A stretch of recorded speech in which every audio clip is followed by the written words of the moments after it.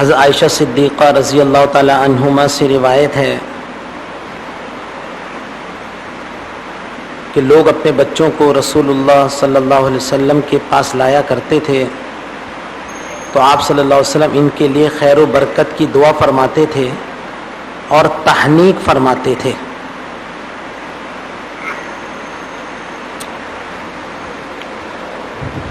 بچے کی پیدائش پر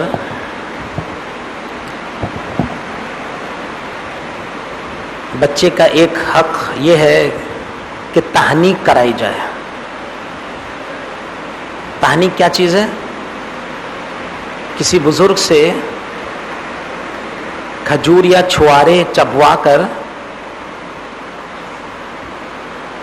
اس کھجور و چھوارے کا جو پیسٹ ہے وہ بچے کے تالو میں مل دیا جائے اور بزرگ کا وہ لعاب دہن بھی اس کے ساتھ شامل کیا جائے.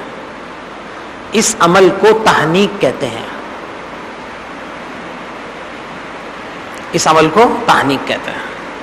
حضرت فرماتے ہیں کہ رسول اللہ صلی اللہ علیہ وسلم کی معرفت اور صحبت کے نتیجے میں صحابہ کرام کو آپ صلی اللہ علیہ وسلم کے ساتھ عقیدت کا جو تعلق تھا اس کا ایک ظہور یہ بھی تھا کہ نومولود بچے آپ صلی اللہ علیہ وسلم کی خدمت میں لائے جاتے تھے تاکہ آپ صلی اللہ علیہ وسلم ان کے لیے خیر و برکت کی دعا فرمائیں اور کھجور یا ایسی ہی کوئی چیز بچے کے اور اپنا لعاب دہن اس کے منہ میں ڈال دیں جو خیر و برکت کا باعث ہو.